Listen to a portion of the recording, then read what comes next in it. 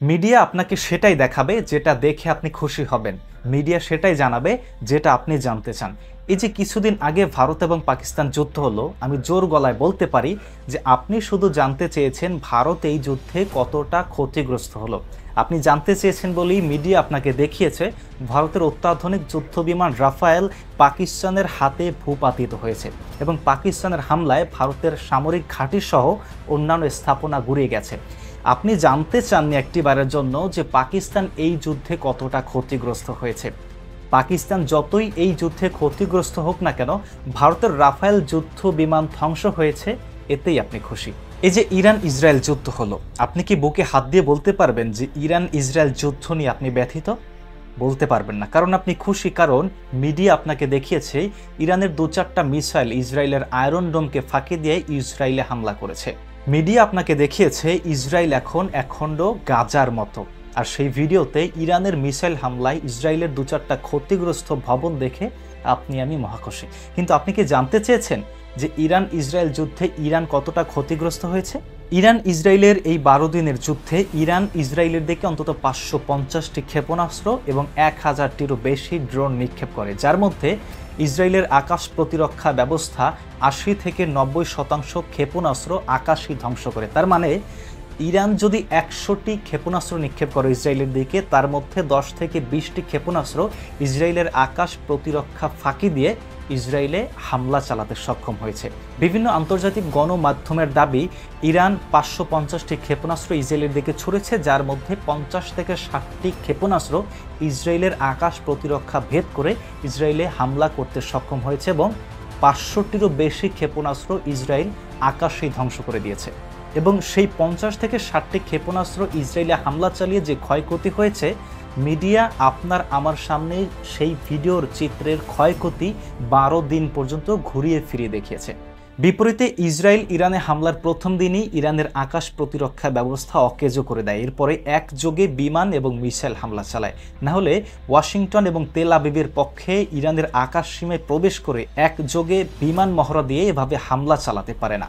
ইসরায়েলের হামলায় ইরানের সামরিক গুরুত্বপূর্ণ কর্মকর্তা সহ অন্তত 610 জন নিহত হয়েছে। বিপরীতে ইরানের হামলায় ইসরায়েলে নিহত হয়েছে মাত্র 28 জন। সংখ্যাটা আরও বেশি হতে পারে, কারণ প্রকৃত নিহতের সংখ্যা প্রকাশ করলে ইসরায়েল অভ্যন্তরীণ চাপে পড়বে। 610 জন নিহতের বিপরীতে ইসরায়েলের 28 জনকে আমরা বেশি প্রাধান্য দিয়েছি। ইসরায়েলের প্রতিদিন যুদ্ধের খরচ বহন করতে হতো অন্তত প্রায় $1 বিলিয়ন। মিডিয়া এটাকে এমনভাবে হাইলাইট করেছে যেন আপনি বুঝতে পেরেছেন যে এভাবে যদি যুদ্ধ চলতে থাকে তাহলে একটা সময় ইসরায়েল ফকির হয়ে যাবে। আপনি আমি তো ঈদের মতো খুশি। মিডিয়া হাইলাইট করেছে, মিডিয়া নিউজ করেছে ইসরায়েলের অস্ত্র ভাণ্ডার দিন দিন ফুরিয়ে আসছে। আচ্ছা, ইরানের অস্ত্র ভাণ্ডার কি দিন দিন বৃদ্ধি পেয়েছিল? ইরান কি তবে ইসরায়েলের ছোড়া ক্ষেপণাস্ত্র ক্যাচ ধরে ইরানের অস্ত্র ভাণ্ডারে মজুত করছিল? যে ইসরায়েলের পিছনে যুক্তরাজ্য মদত যোগায়, তার অস্ত্র ভাণ্ডার মাত্র 12 দিন যুদ্ধে শেষেই ফুরিয়ে আসবে? তার অর্থ সম্পদ মাত্র 12 দিনেই শেষ হয়ে যাবে? ইসরায়েলের প্রতিদিন যুদ্ধ পরিচালনায় $1 বিলিয়ন খরচ হওয়াতে আমরা বেজায় খুশি। অন্যদিকে ইসরায়েলের 28 জনের বিপরীতে ইরানের 610 জন নিহত হওয়ার ব্যাপারে আপনি আমি কি ব্যথিত? গাজায় ইসরায়েলি আগ্রাসনে অন্তত এ পর্যন্ত 56,000-এরও বেশি ফিলিস্তিনি নিহত হয়েছে। এতে আমরা যতটা ব্যথিত তার চেয়ে বেশি খুশি ইসরায়েলের যদি একজন সেনাও নিহত হয়। মিডিয়া এভাবেই আমাদেরকে ভাবতে শিখিয়েছে। ইসরায়েল ফিলিস্তিনের 56,000 মানুষকে করেছে, বিপরীতে ইসরায়েলের নিহত হয়েছে 1139 জন।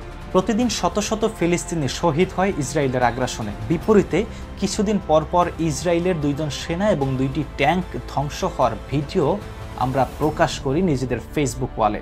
2 জন সেনা এবং 2টি ট্যাঙ্কের বিপরীতে আমরা ফিলিস্তিনের 56,000-এরও বেশি ফিলিস্তিনের নিহতের কথা ভুলে যাই। অবশ্যই এর জন্য দায়ী একমাত্র মিডিয়া।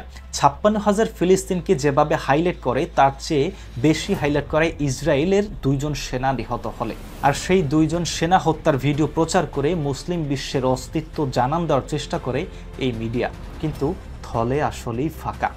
ইসরায়েলের উপর ইরানের 2টি মিসাইল পড়লে আপনি যেভাবে খুশিতে ফেসবুকে ঝড় তোলেন, ইরানের উপর 100টি মিসাইল হামলা হলে কি আপনি একই ব্যথায় ব্যথিত হন? গতকাল আমি বাংলাদেশের প্রতিরক্ষা ব্যবস্থা নিয়ে একটি হাস্যরসাত্মকভাবে নিউজ পোস্ট করেছিলাম, যেখানে আমি বলেছিলাম বাংলাদেশের আকাশ প্রতিরক্ষা ব্যবস্থা এতটাই দুর্বল, যদি কোনো দেশ বাংলাদেশে মিসাইল হামলা করে তাহলে সেই মিসাইল হামলা থেকে বাঁচতে আপনার আমার সেই মিসাইল ক্যাচ ধরা ছাড়া উপায় নেই। অনেকেই সেই কথা শুনে হেসে পড়েছেন। যেখানে বাংলাদেশের দুর্বলতার কথা চিন্তা করে চিন্তিত হওয়া উচিত, সেখানে আপনি আমি শুধুই হেসে যাচ্ছি। এজন্য একমাত্র দায়ী আমি তথা মিডিয়া, কারণ আমি বিষয়টাকে এমনভাবে হাইলাইট করেছি যেন আপনার মনস্তাত্ত্বিক বিষয়কে আমি কন্ট্রোল করতে পারি। অর্থাৎ আপনি আপনার সক্ষমতা অথবা অক্ষমতা জেনে হাসবেন নাকি কাঁদবেন সেটা আমি ঠিক করব, কারণ আমি মিডিয়া। এই মিডিয়াতেই আমরা এতদিন দেখে এসেছিলাম ইরানের বিখ্যাত জেনারেল ইসমাইল কানি, আয়াতুল্লাহ খামেনির শীর্ষ উপদেষ্টা আলী শামখানি এবং আইআরজিসি কমান্ডার সাদমানি ইসরায়েলের হামলায় নিহত হয়েছেন। আজকে দেখলাম তারা জীবিত আছেন। তাদের মৃত্যুর খবর মিডিয়া পাল্লা দিয়ে প্রচার করেছিল এবং আজকে তাদের জীবিত থাকার খবরও মিডিয়া পাল্লা দিয়ে প্রচার করছে। এসবই ভিউ বাণিজ্যের উদ্দেশ্যে। আমি চাইলে আপনার দুর্বলতা নিয়ে আপনাকে ব্যথিত করতে পারি, কিন্তু আমি তা করব না, কারণ আমি ভিউ চাই, আপনার আবেগ না।